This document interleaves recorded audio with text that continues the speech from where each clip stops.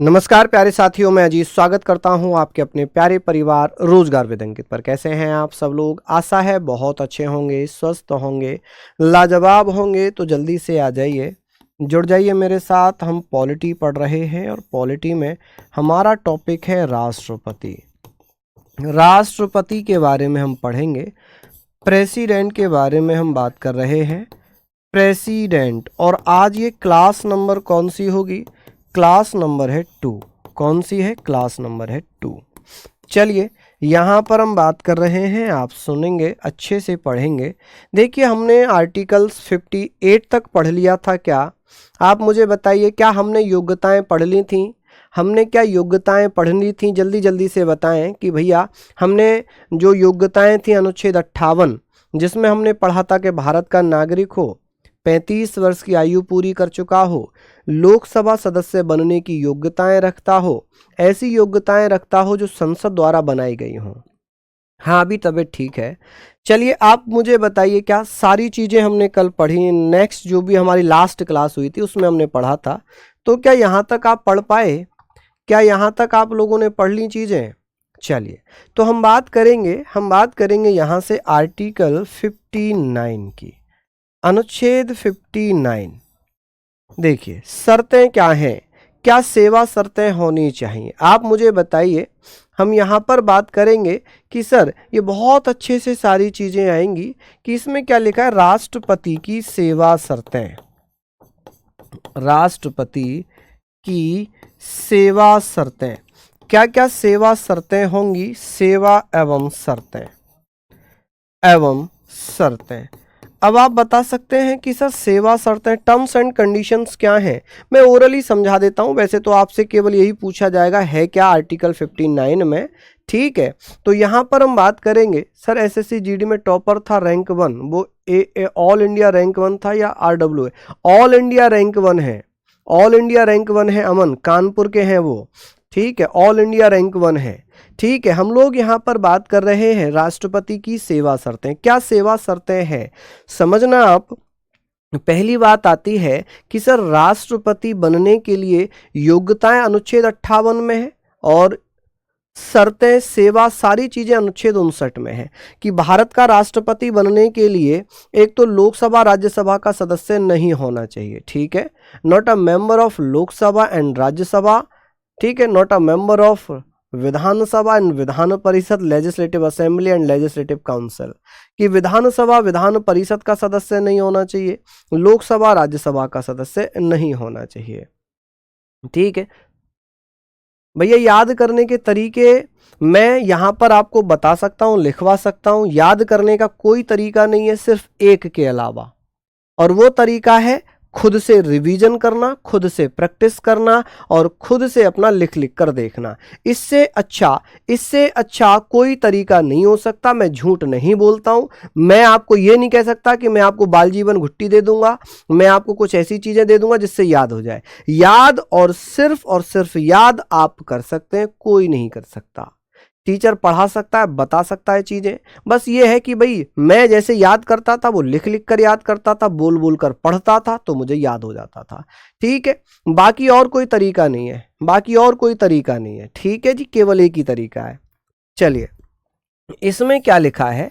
राष्ट्रपति, देखिए, संसद एवं विधानमंडल का सदस्य। संसद जिसे हम क्या बोलते हैं? पार्लियामेंट। क्या बोलेंगे इसे हम? पार्लियामेंट। आप कहेंगे पार्लियामेंट। संसद यानी कि पार्लियामेंट, और पार्लियामेंट एवं विधानमंडल। विधानमंडल को हम बोलते हैं लेजिस्लेचर। विधानमंडल, इसे हम क्या बोलेंगे? हम इसे बोलेंगे लेजिस्लेचर, ठीक है जी। क्या बोल देंगे?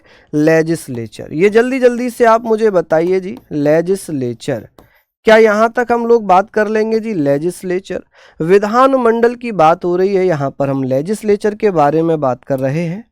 तो आप मुझे बताइए, सभी यहां तक आप मुझे बता सकते हैं? जल्दी से बताइए, ठीक है।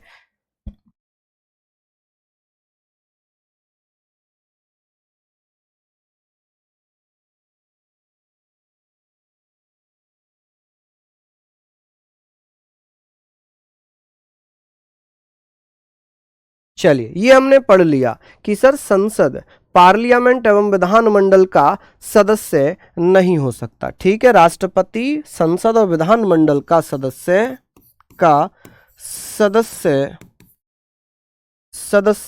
राष्ट्रपति, आप कहेंगे सर राष्ट्रपति नहीं बन सकता, नहीं बन सकता। ठीक है, नहीं बन सकता है। क्या यहां तक हमने लिख लिया? चलिए, बहुत अच्छी बातें हो गई।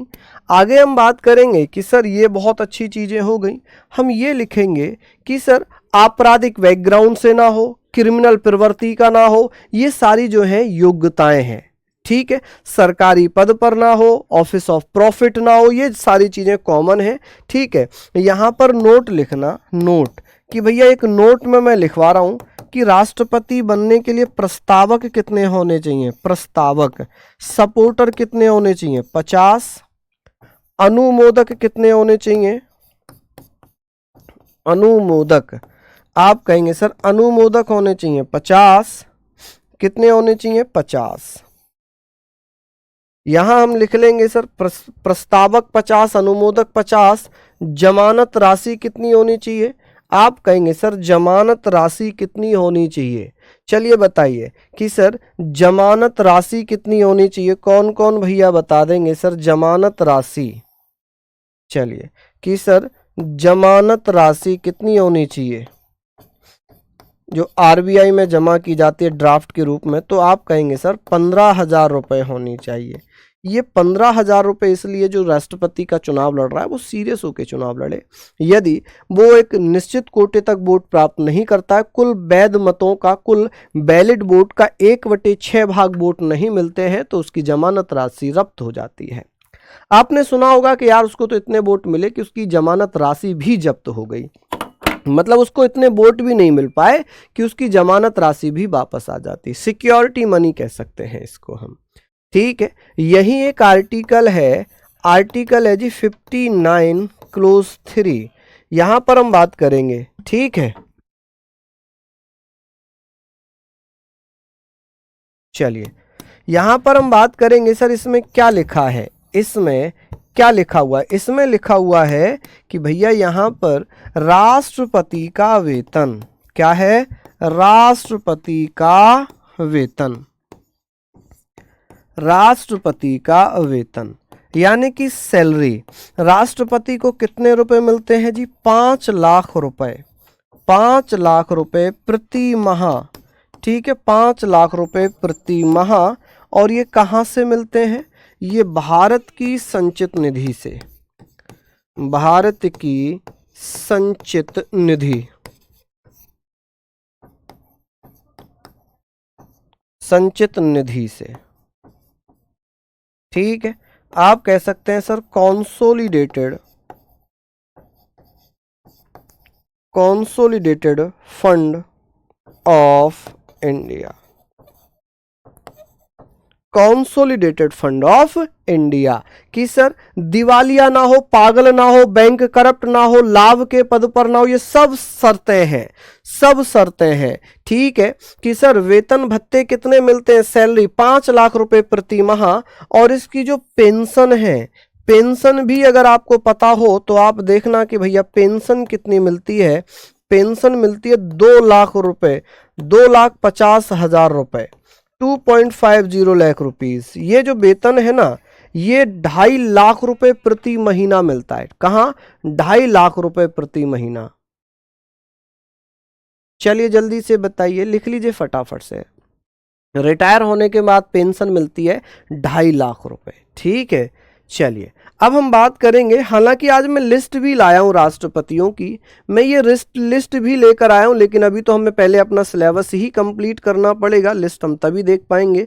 अब बात आती है सर आर्टिकल 60, अनुच्छेद 60 क्या कहता है, अनुच्छेद 60 में क्या लिखा है, अनुच्छेद 60 क्या कहता है, आप कहेंगे सर 60 में लिखा है शपथ, राष्ट्रपति की शपथ की व्यवस्था, राष्ट्रपति द्वारा जो शपथ ग्रहण की जाती है वो कौन से आर्टिकल में है, राष्ट्रपति द्वारा शपथ यानी कि ओथ, जो ओथ है ये यहां पर हम लिखेंगे ओथ, ठीक है। ओथ, राष्ट्रपति द्वारा ओथ या शपथ कौन दिलाता है? आप कहेंगे सर सुप्रीम कोर्ट का, आप कहेंगे सर सुप्रीम कोर्ट का मुख्य न्यायाधीश, मुख्य न्यायाधीश, मुख्य न्यायाधीश, ठीक है जी, मुख्य न्यायाधीश, chief justice of supreme court. देखिए कौन दिलाता है जी शपथ? तो आप कहेंगे सर सुप्रीम कोर्ट के मुख्य न्यायाधीश के द्वारा शपथ दिलाई जाती है। अब एक आर्टिकल है जो मोस्ट इंपोर्टेंट आर्टिकल है, बहुत सारे एग्जामों में पूछा जाता है। आर्टिकल है 61, अनुच्छेद 60। इसमें लिखा है कि राष्ट्रपति जब संविधान का अतिक्रमण करता है, वायलेशन ऑफ कॉन्स्टिट्यूशन करता है, संविधान का दुरुपयोग करता है, ऐसी स्थिति में हम कहेंगे कि सर राष्ट्रपति को उसके पद से हटाया जाता है। और हटाने की जो प्रक्रिया है वो प्रक्रिया है कि महाभियोग लगाया जाए। क्या किया जाए? महाभियोग लगाया जाए। अब यहाँ पर हम बात करेंगे सर क्या होगा? राष्ट्रपति पर महाभियोग, राष्ट्रपति पर महाभियोग, महाभियोग, राष्ट्रपति पर महाभियोग, इम्पीचमेंट। आप कहेंगे सर इम्पीचमेंट,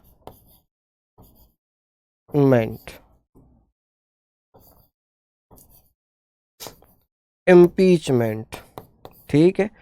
अब इम्पीचमेंट का क्या मतलब है? राष्ट्रपति पर महाभियोग का क्या मतलब है?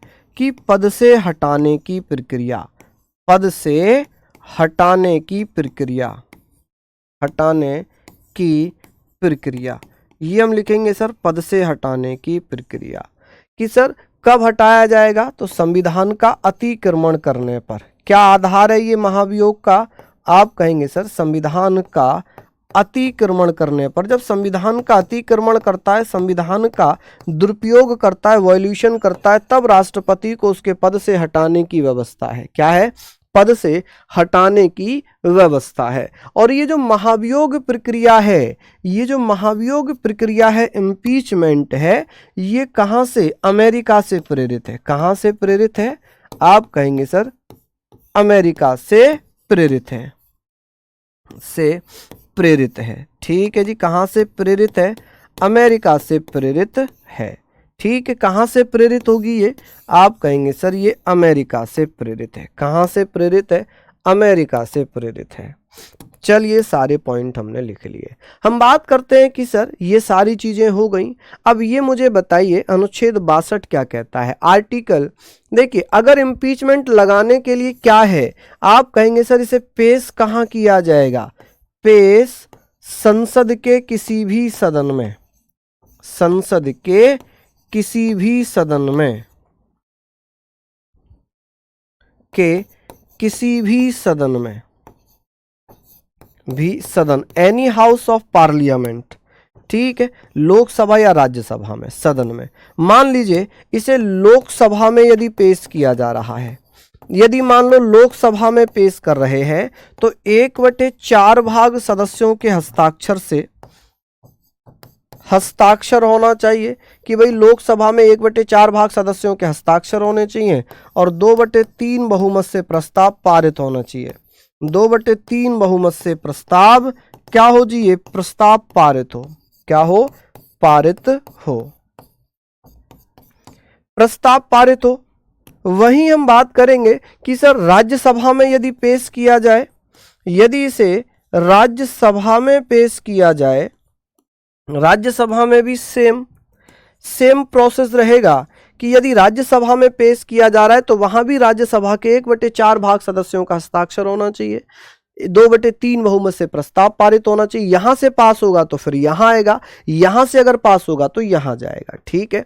राष्ट्रपति को सूचना कितने दिन पहले देनी पड़ेगी? नोटिस कितने दिन पहले देना पड़ेगा? नोटिस देना पड़ेगा 14 दिन पहले, 14 डेज पहले, ठीक है, 14 दिन पहले राष्ट्रपति को नोटिस दिया जाएगा कि सर राष्ट्रपति अपनी सिफारिशें पेश कर पाए, अपनी बेगुनाही पेश कर पाए, अपना पक्ष रख पाए। इसके लिए भैया क्या होगा, 14 दिन पहले राष्ट्रपति को एक नोटिस जारी किया जाएगा कि आपको हटाने की प्रक्रिया संसद में चल रही है, क्या आप इस प्रक्रिया के बारे में अपना पक्ष रखना चाहते हैं, आप अपनी सफाई देना चाहते हैं। ठीक है, तो ये आप लोग यहां पर लिख लेंगे। अब बात आती है जी अनुच्छेद 62, आर्टिकल 62। ये कहता है राष्ट्रपति का जो पद है, राष्ट्रपति की रिक्त पूर्ति, fulfil the vacancy of the president, राष्ट्रपति की रिक्त पूर्ति, कि जब राष्ट्रपति का पद खाली है तो ऐसी स्थिति में उपराष्ट्रपति कार्यवाहक राष्ट्रपति के रूप में काम कर सकता है। ऐसी व्यवस्था अनुच्छेद 65 में लिखी हुई है। अब बात ये आ जाएगी कि भैया राष्ट्रपति का पद कभी भी खाली नहीं रह सकता, ये कहां लिखा है? आप कहेंगे 62 में। क्यों? क्योंकि 62 कहता है कि राष्ट्रपति की पद रिक्तति या रिक्त पूर्ति, कि जब पद खाली हो तो यथाशीघ्र ना होकर 6 माह के अंदर भर जाना चाहिए, कि राष्ट्रपति का पद खाली हुआ तो वो 6 माह के अंदर भर जाना चाहिए। ठीक है, आप कहेंगे सर यहां पर क्या लिखा है, राष्ट्रपति की रिक्त पूर्ति, क्या लिखा है जी इसमें, रिक्त पूर्ति। ठीक है जी, क्या है, रिक्त पूर्ति। आप कहेंगे fulfil the vacancy of, fulfil, आप मुझे बताइए sir, fulfil the vacancy of president.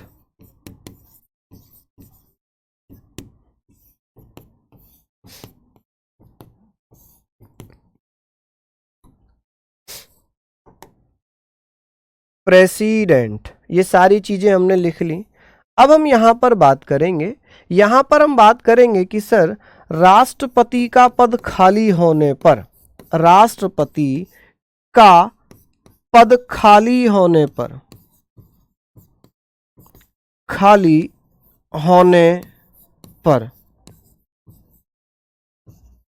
6 माह के अंदर भर जाना चाहिए, 6 माह में भर जाना अनिवार्य है,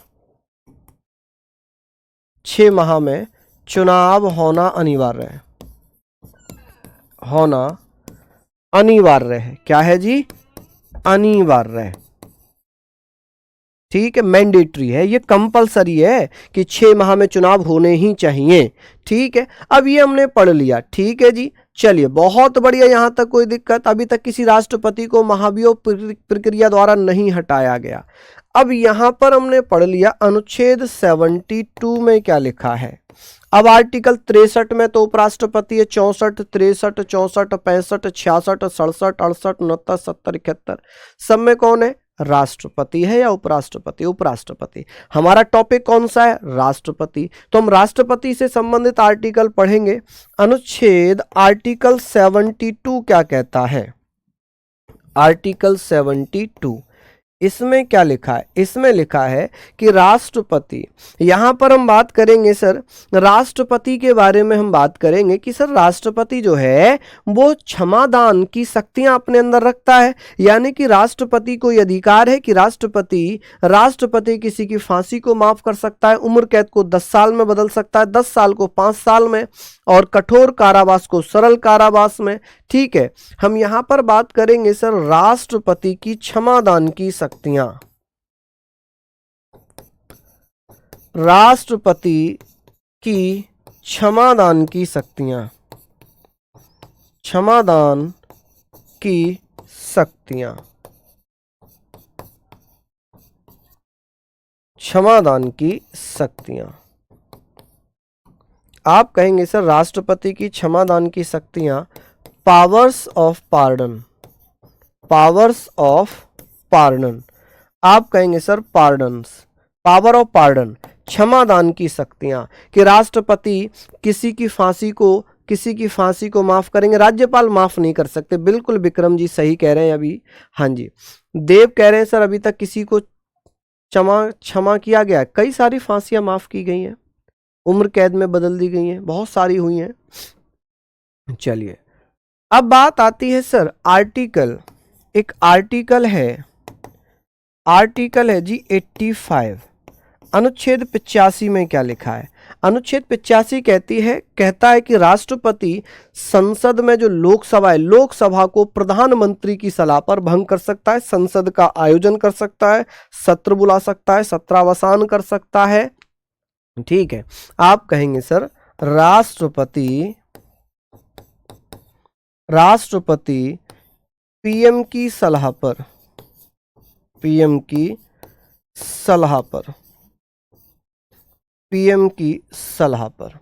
राष्ट्रपति पीएम की सलाह पर संसद के सत्र बुला सकता है,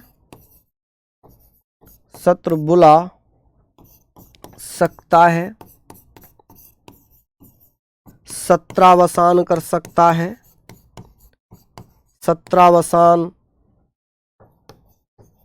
सकता है,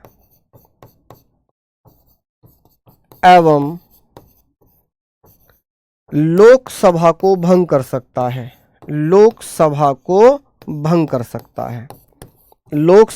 क्या कर सकता है? भंग कर सकता है। चलिए, यहां पर हमने लिख लिया, ये सारे पॉइंट हमने पढ़ लिए कि राष्ट्रपति पीएम की सलाह पर संसद के सत्र बुला सकता है, सत्रावसान कर सकता है, लोकसभा को भंग कर सकता है। ये सारी चीजें हैं भैया, जल्दी जल्दी से आप मुझे बताइए। ठीक है, ये सारे पॉइंट हमारे यहाँ पर हमने पढ़ लिए। अब हम बात करेंगे सर अनुच्छेद 86 में क्या दिया हुआ है, आर्टिकल 86 में क्या लिखा है। आर्टिकल 86 कहता है कि राष्ट्रपति संसद में अभिभाषण दे सकता है, अपनी विचार व्यक्त कर सकता है, अपना संदेश दे सकता है। वैसे ही अनुच्छेद 86 में क्या लिखा है, अनुच्छेद 87 कहता है कि राष्ट्रपति संसद में अपना विशेष अभिभाषण दे सकता है, संसद में अपना विशेष अभिभाषण दे सकता है। चलिए, यहां पर हम बात कर रहे हैं राष्ट्रपति संसद में अपना संदेश भेज सकता है, संसद में अपना संदेश भेज सकता है, संसद में अपना संदेश भेज सकता है, संदेश भेज सकता है। ठीक है, भाषण दे सकता है, भाषण दे सकता है। संसद बोले तो लोकसभा, राज्यसभा। यहाँ पर एक आर्टिकल और बहुत इम्पोर्टेंट है, बहुत इम्पोर्टेंट आर्टिकल है, जिसे हम आर्टिकल 87 बोलेंगे। आर्टिकल 87 में क्या दिया है? 87 में दिया हुआ है कि राष्ट्रपति संसद में अपना विशेष अभिभाषण दे सकता है, संसद में अपना विशेष अभिभाषण दे सकता है, अपना विशेष अभिभाषण दे सकता है। चलिए, विशेष अभिभाषण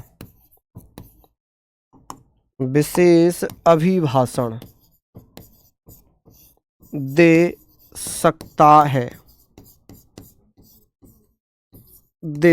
है। चलिए, यहाँ पर हमने लिख लिया, चलिए बहुत बढ़िया, शानदार। तो ये सारे पॉइंट हमारे यहाँ पर हो गए हैं। चलिए, बहुत अच्छी बात है, ये हमने पढ़ लिया। ठीक है जी। अब बात आती है सर आर्टिकल 108 की, अनुच्छेद 108। इसमें क्या लिखा है कि राष्ट्रपति क्या करेगा जी? राष्ट्रपति में विशेष अभिभाषण का मतलब होता है स्पेशल एड्रेस कर सकता है। जो स्पेशल एड्रेस होगा, एड्रेस कर सकता है। ठीक है जी, क्या कर सकता है? स्पेशल एड्रेस कर सकता है। संसद में जब नई लोकसभा बनती है तो उसमें पहला अभिभाषण किसका होगा? राष्ट्रपति का। ये सारी चीज़ें, भाषण अभिभाषण एक ही होता है, स्पीच ही अभिभाषण होता है, लेकिन कुछ मामलों पर विशेष अधिकार होते हैं। ठीक है, कुछ विशेष मैसेज होता है। यहाँ लिखा है कि राष्ट्रपति साधारण विधेयक पर, राष्ट्रपति साधारण विधेयक पर, ऑर्डिनरी बिल पर, साधारण विधेयक पर क्या करेगा? विधेयक पर राष्ट्रपति साधारण विधेयक पर क्या करेगा? आप कहेंगे विधेयक पर संसद का संयुक्त अधिवेशन बुला सकता है। संसद का संयुक्त अधिवेशन बुला सकता है। क्या कर सकता है? संयुक्त अधिवेशन बुला सकता है। अधिवेशन बुला सकता है। ठीक है जी, क्या कर सकता है? बुला सकता है, बुला सकता है। क्या यहाँ तक हम लोग पढ़ लेंगे? चलिए मुझे बताइए, क्या ये सारे पॉइंट हम लोग यहाँ पर पढ़ लेंगे? चलिए, अच्छी बातें हैं। ठीक है, विशेष अभिभाषण का मतलब है, जैसे इसमें तो केवल वो अपना संदेश भेज देगा, भाषण दे देगा, लेकिन यहाँ पर क्या हो जाएगा कि जैसे लोकसभा की पहली बैठक हुई, जैसे नई लोकसभा बनी, 18वीं लोकसभा बनी, 18वीं लोकसभा जैसे ही स्टार्ट होगी, उसका पहला विशेष अभिभाषण कौन करेगा? राष्ट्रपति। कौन करेगा? राष्ट्रपति। चलिए यहाँ पर हम बात करेंगे सर, ये अब तक कितने बार संयुक्त अधिवेशन बुलाए गए हैं, जॉइंट सेशन? आप कहेंगे सर 3 बार। कब कब बुलाए गए हैं जी? एक बार 1961 में, एक बार 1971 में, एक बार 1978 में, 1978, 2002। देखिए कब कब? जब यहाँ पर दहेज से संबंधित मामला था। किससे? दहेज। आप कहेंगे सर दहेज से संबंधित मामला था, से संबंधित विधेयक पर। ठीक है, जब लोकसभा राज्यसभा में आपस में मतभेद था। यहाँ पर बैंकिंग से संबंधित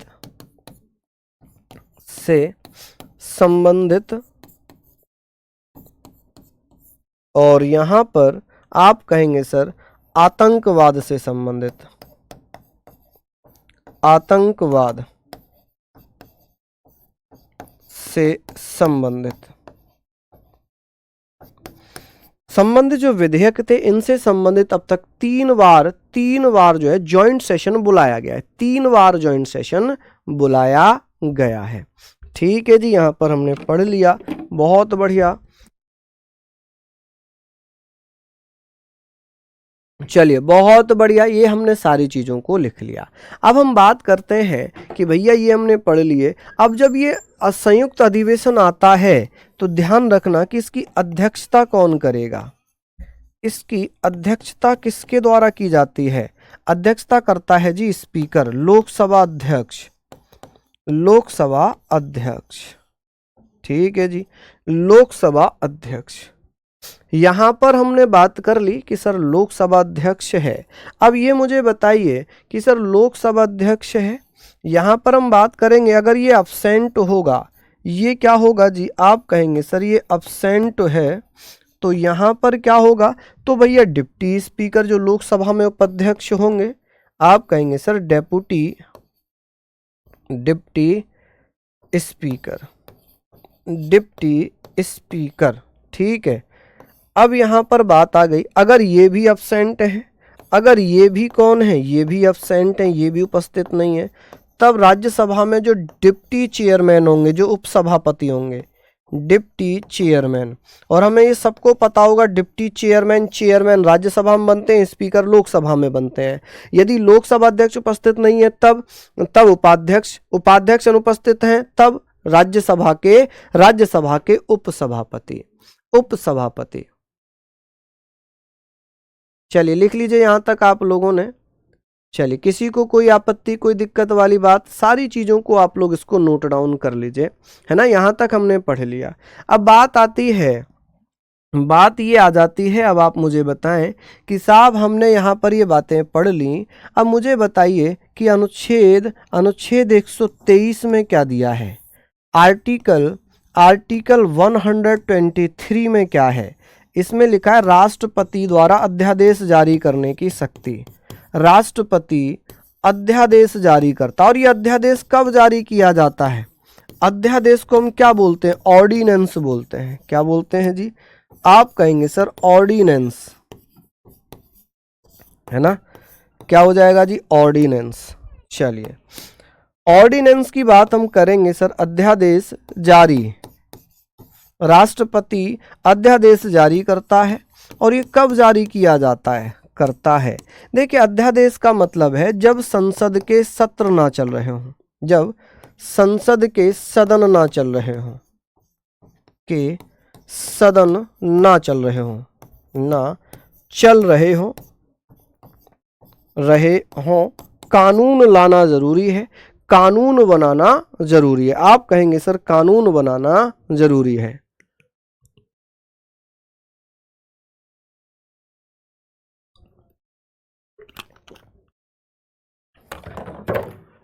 क्या हो जी?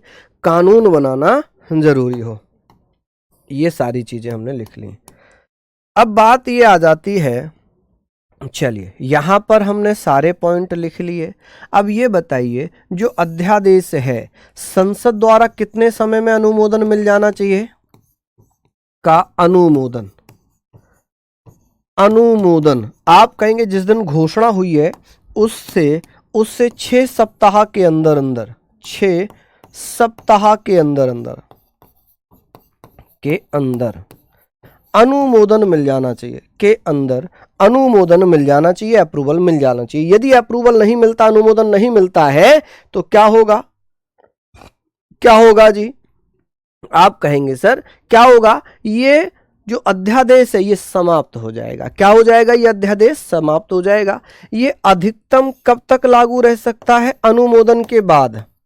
अधिकतम, अधिकतम अनुमोदन के बाद, अनुमोदन के बाद। अगर अनुमोदन नहीं मिलता है तब अधिकतम 6 सप्ताह, अनुमोदन मिल जाता है तो 6 माह। कितने माह? 6 माह लागू रह सकता है। ठीक है, क्या हो सकता है? 6 माह लागू रह सकता है। हाँ जी, बहुत बढ़िया।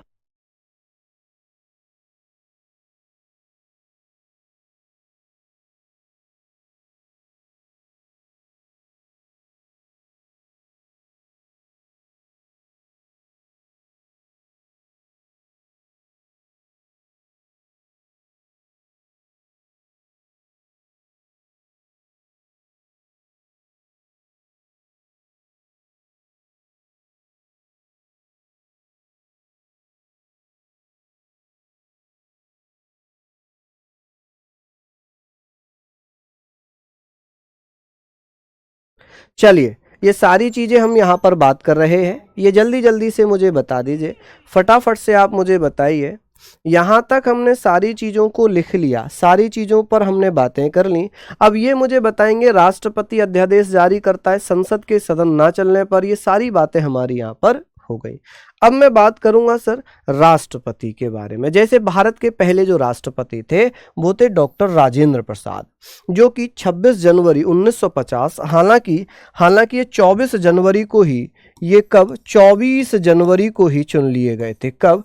24 जनवरी 1950 में ही चुन लिए गए थे। सबसे लंबा कार्यकाल किसका रहा है? तो भैया डॉक्टर राजेंद्र प्रसाद का रहा है। किसका? राजेंद्र प्रसाद का रहा है। बुक की अगर बात करें तो इंडिया डिवाइड की अगर बात हो रही है तो आप बताएंगे सर इंडिया डिवाइड इनकी पुस्तक है। डॉक्टर राजेंद्र प्रसाद की पुस्तक का नाम क्या है? India divide. चलिए, समाधि की बात करेंगे। महाप्रयाण में इनकी समाधि है, पटना में। इन्हें 1962 में भारत रत्न मिला था और गांधी जी ने डॉक्टर राजेंद्र प्रसाद को अजात शत्रु कहा था। क्या कहा था? अजात शत्रु कहा था। ठीक है जी, आप कहेंगे सर अजात शत्रु कहा था। और बिहार सरकार ने इन्हें देश रत्न कहा। क्या कहा? देश रत्न, क्योंकि बिहार से ही संबंधित है, ये बिहार से ही संबंधित है। चलिए, हमने पढ़ा, डिटेल में पढ़ा हूं ये डिटेल में। अध्यादेश का मतलब है जब लोकसभा राज्यसभा का सदन ना चल रहा हो, ऐसी स्थिति में राष्ट्रपति अध्यादेश जारी करता है और ये 6 सप्ताह के अंदर 6 सप्ताह के अंदर क्या होता है, यहां पर हमने पढ़ना है 6 सप्ताह के अंदर अंदर अनुमोदन मिल जाना चाहिए। यदि संसद इसको अनुमोदित नहीं करती है, जब सत्र चलने लग जाए, सदन चलने लग जाए, उसके 6 सप्ताह के अंदर अनुमोदन हो जाए। यदि अनुमोदन नहीं मिलता है, अप्रूवल नहीं मिलता है, तो 6 महीने के बाद ये 6 महीने तक रह सकता है। अगर इसे पुनः लागू करना होगा फिर अनुमोदन लेना पड़ेगा, वरना संसद इसे कानून बनाकर लागू कर सकती है, संसद इसे खत्म कर सकती है। क्या कर सकती है? खत्म।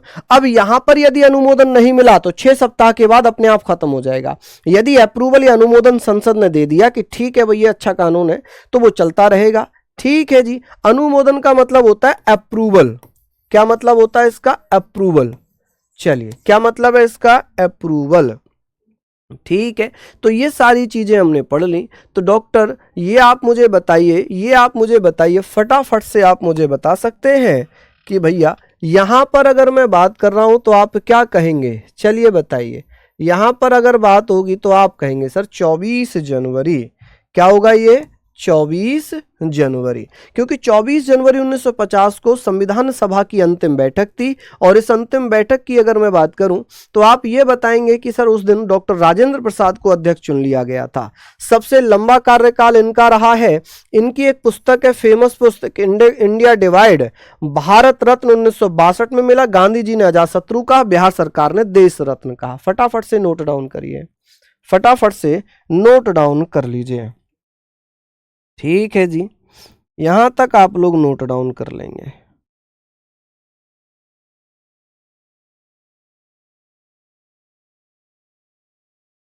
चलिए, लिख लिया होगा। भैया मैं कमेंट पढ़ने थोड़ी आता हूं क्लास में, ये बताइए आप मुझे, मैं आपको पढ़ाने आ रहा हूं या कमेंट पढ़ने आ रहा हूं आपके? आप इस बात को लेकर नाराज हो जाते हैं। आप बताइए, उस एज में है, उस उम्र में है जब आप बहुत ज्यादा समझदार हैं, और इसमें आप इस बात पर नाराज होंगे कि आप हमारे कमेंट को इग्नोर कर रहे हैं, हमारा कमेंट नहीं पढ़ रहे, जबकि कमेंट आपका कुछ है ही नहीं, क्वेश्चन आपका दिखाई नहीं देगा मुझे। लेकिन हाँ, ये जरूर दिखाई दे जाएगा कि आप हमारे कमेंट को इग्नोर कर रहे हैं। भैया इग्नोर क्यों करेंगे हम? ठीक है, यहां अगर मैं पढ़ा रहा हूं तो भैया मेरे यहां थोड़ी आंख लगी हुई है, मैं यहां देखकर यहां पढ़ा रहा हूं, तो मैं जब पलटूंगा तब मैं आपके कमेंट देखूंगा, और जब तक मैं इधर होता हूं आपका कमेंट निकल चुका होता है, तो मैं कैसे पढ़ूंगा कि आपने क्या कमेंट किया है जी? चलिए, ठीक है। अब ये बताइए 24 जनवरी 1950 में इन्हें क्या बना दिया गया? राष्ट्रपति चुन लिया गया। क्या पढ़ लिया गया? राष्ट्रपति चुन लिया गया। समझ में आया आप लोगों को मेरी बात? चलिए जल्दी से लिखिए। हाँ, चलिए बताइए जल्दी से, यहां तक लिखिए।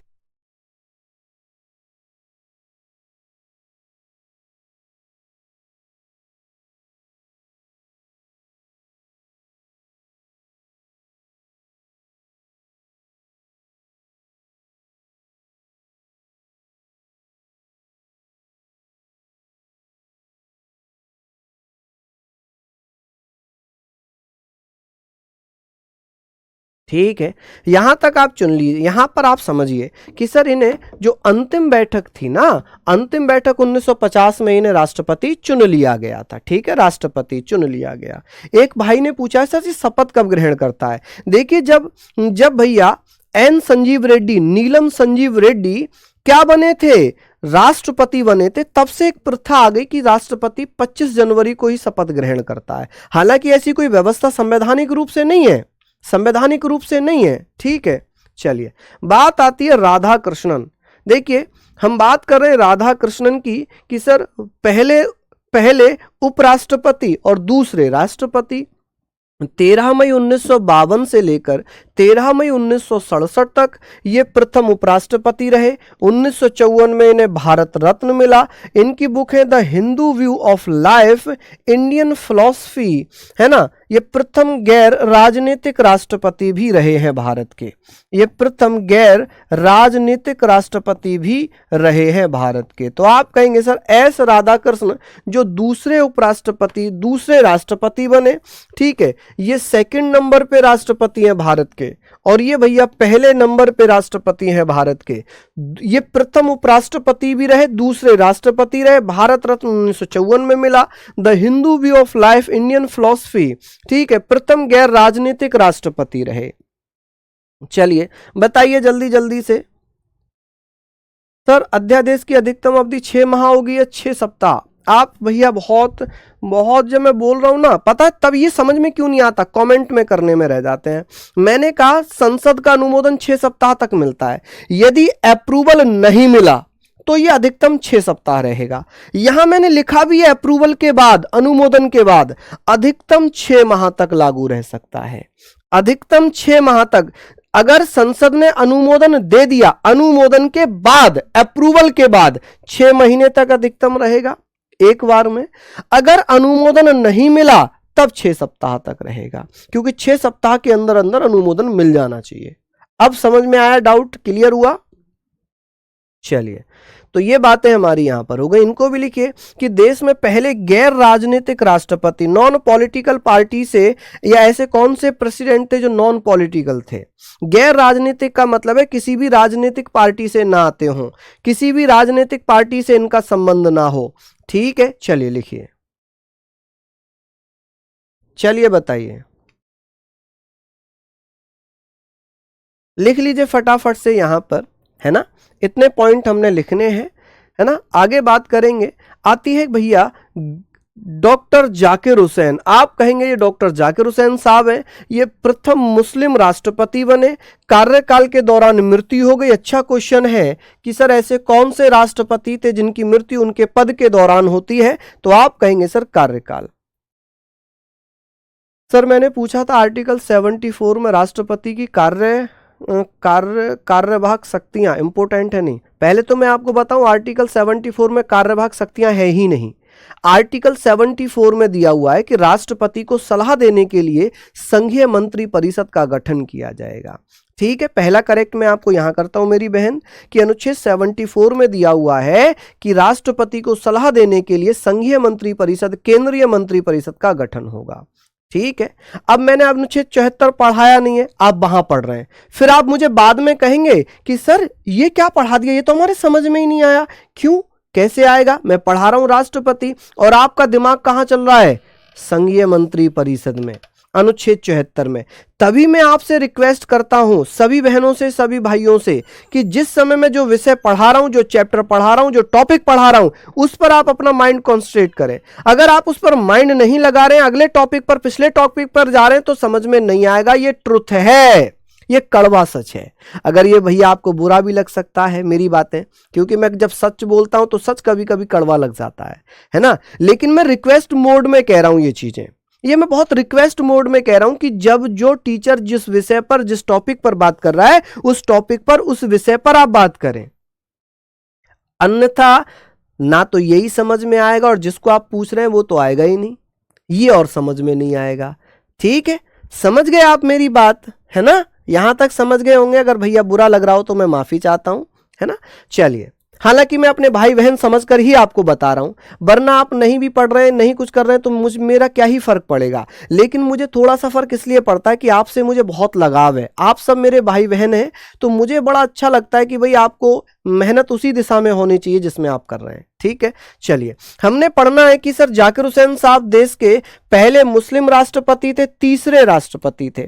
पहले मुस्लिम, तीसरे राष्ट्रपति, पहले मुस्लिम राष्ट्रपति, तीसरे राष्ट्रपति। इनका कार्यकाल रहा है कि भैया 13 मई से 1967 से लेकर 3 मई 1969 तक इनकी मृत्यु हो जाती है। ठीक है, 3 मई में इनकी 1369 में इनकी मृत्यु हो गई पद के दौरान। ये प्रथम राष्ट्रपति थे जिनकी पद पर मृत्यु हुई थी। ये पहले कार्यवाहक राष्ट्रपति बने, एक्टिंग प्रेसिडेंट बने। जब एक्टिंग प्रेसिडेंट के बारे में क्या बात हो गई, यहां एक्टिंग प्रेसिडेंट का मतलब है जब राष्ट्रपति का पद खाली हो जाए, ऐसी स्थिति में क्या होगा, कार्यवाहक राष्ट्रपति बनेगा। तो इनके समय में कार्यवाहक राष्ट्रपति बने थे बीवी गिरी, कि भाई राष्ट्रपति का पद खाली हुआ और बीवी गिरी उस समय उपराष्ट्रपति थे, तो उपराष्ट्रपति बीवी गिरी क्या बन गए, कार्यवाहक राष्ट्रपति बन गए। क्या बन गए, कार्यवाहक राष्ट्रपति बन गए। सेकंड कार्यवाहक राष्ट्रपति कौन रहे थे, एक्टिंग प्रेसिडेंट कौन रहे थे, एम हिदायतुल्लाह। ठीक है, सेकंड कार्यवाहक। दूसरे, आप कहेंगे सर सेकंड कार्यवाहक का क्या मतलब है जी, यहां सेकंड कार्यवाहक। जब बीवी गिरी उपराष्ट्रपति थे, हमने अनुच्छेद 62 में पढ़ा था कि राष्ट्रपति का पद कभी भी खाली नहीं रह सकता। ठीक है, तो बीवी गिरी ये इस समय उपराष्ट्रपति हुआ करते थे। कौन थे? उपराष्ट्रपति थे। और ये एम हिदायतुल्लाह सुप्रीम कोर्ट के चीफ जस्टिस थे। कौन थे? चीफ जस्टिस थे। तो ये कार्यवाहक राष्ट्रपति बन गए। अब इन्होंने क्या किया? राष्ट्रपति चुनाव के लिए अपने पद से त्यागपत्र दे दिया। जब अपने पद से त्यागपत्र दिया तो ये एम हिदायतुल्लाह उस समय मुख्य न्यायाधीश थे। इन्होंने कार्यवाहक राष्ट्रपति के रूप में काम किया।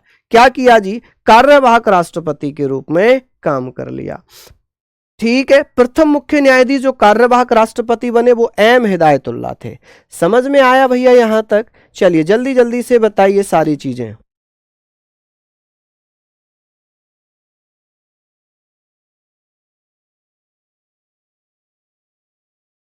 चलिए बहुत बढ़िया, शानदार, लाजवाब। तो यहां तक हमने बातें करनी है, इनको आप पढ़ लीजिए अच्छे से, सारी चीजों को मेहनत कर लीजिए। चलिए जल्दी जल्दी से बताइए, कोई दिक्कत वाली बात तो नहीं है? यहाँ आगे बात करें। चलिए अब बात आती है बीवी गिरी। बीवी गिरी जो 24 अगस्त 1969 से 24 अगस्त 1974 तक रहे, भारत रत्न 1975 में मिला, श्रमिक आंदोलन से जुड़े रहे। कि सर बीवी गिरी कौन से आंदोलन से जुड़े गए रहे थे?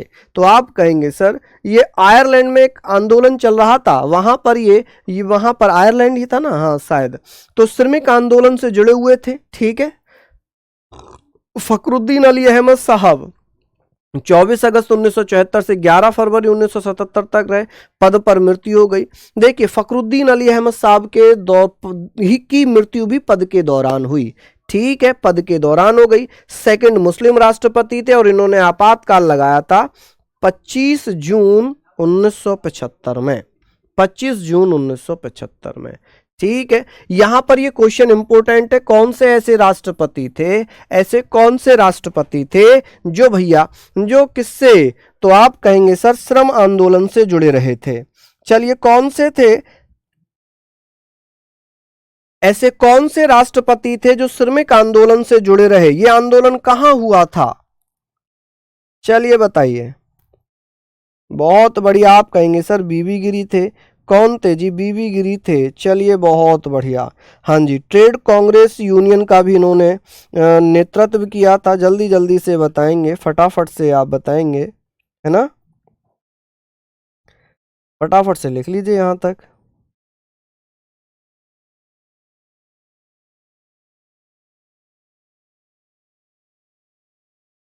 चलिए अब आगे बात करते हैं। इतनी चीजें आपने लिख ली होंगी, है ना?